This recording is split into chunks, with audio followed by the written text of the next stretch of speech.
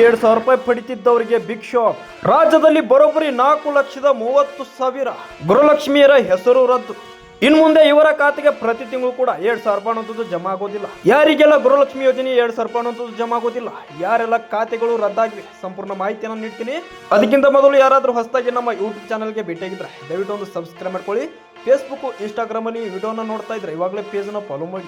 ಕಾಂಗ್ರೆಸ್ ಸರ್ಕಾರವು ಜಾರಿಗೆ ತಂದಿರುವಂತಹ ಈ ಒಂದು ಗ್ಯಾರಂಟಿ ಯೋಜನೆಯಿಂದ ಸಾಕಷ್ಟು ಗೃಹಲಕ್ಷ್ಮಿಯರು ಪ್ರತಿ ತಿಂಗಳು ಕೂಡ 2,000 ರೂಪಾಯಿನ ಪಡಿತಾ ಇದ್ರಿ.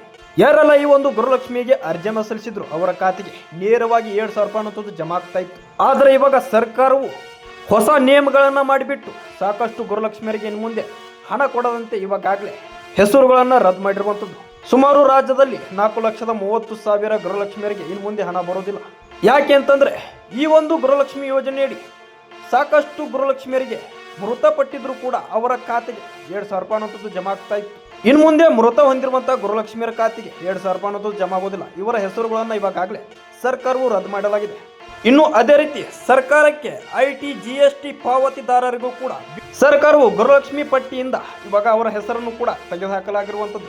ಸದ್ಯ ಸರ್ಕಾರವು ಊರಿನಲ್ಲಿರುವಂತಹ ಆಶಾ ಕಾರ್ಯಕರ್ತೆಯರಿಗೆ ಈ ಒಂದು ಮಾಹಿತಿಯನ್ನ ಸಂಗ್ರಹಿಸುವ ಮುಖಾಂತರ ಸರ್ಕಾರಕ್ಕೆ ಮಾಹಿತಿಯನ್ನು ಒದಗಿಸ್ತಾ ಇರುವಂಥದ್ದು. ಇದರ ಮುಖಾಂತರ ಸರ್ಕಾರವು ಈ ಒಂದು ಹೆಸರುಗಳನ್ನ ರದ್ದು ಮಾಡಲು ತುಂಬಾನೇ ಅನುಕೂಲವಾಗಿರುವಂಥದ್ದು. ಇನ್ನು ಬಾಕಿ ಇರುವಂತಹ ಅರ್ಹ ಫಲಾನುಭವಿಗಳಿಗೆ ಎಂದಿನಂತೆ ಪ್ರತಿ ತಿಂಗಳು ಕೂಡ 2,000 ರೂಪಾಯಿ ಅನ್ನೋದು ಜಮಾ ಆಗುತ್ತೆ. ಇದು ಕೇವಲ ಮೃತಪಟ್ಟ ಗೃಹಲಕ್ಷ್ಮಿಯರಿಗೆ ಮತ್ತು GST ತುಂಬುವಂತಹ ಗೃಹಲಕ್ಷ್ಮಿಯರಿಗೆ ಮಾತ್ರ ಅನ್ವಯಿಸುವಂಥದ್ದು.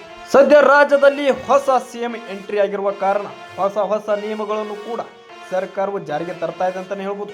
ಇದರ ಬಗ್ಗೆ ನಿಮ್ಮ ಒಂದು ಅನಿಸಿಕೆಯನ್ನ ತಪ್ಪದೆಲ್ಲರೂ ಕಮೆಂಟ್ ಮಾಡಿ. ಇದೇ ರೀತಿ ಪ್ರತಿಯೊಂದು ಅಪ್ಡೇಟ್ಸ್ ಅನ್ನು ಪಡೆಯಲು ಇವಾಗಲೇ ಪೇಜ್ ನ ಫಾಲೋ ಮಾಡಿ. ಯೂಟ್ಯೂಬ್ ಅಲ್ಲಿ ನೋಡ್ತಾ ಇರೋದು ಸಬ್ಸ್ಕ್ರೈಬ್ ಮಾಡ್ಕೊಳ್ಳಿ, ಲೈಕ್ ಮಾಡಿ, ಶೇರ್ ಮಾಡಿ. Thank you.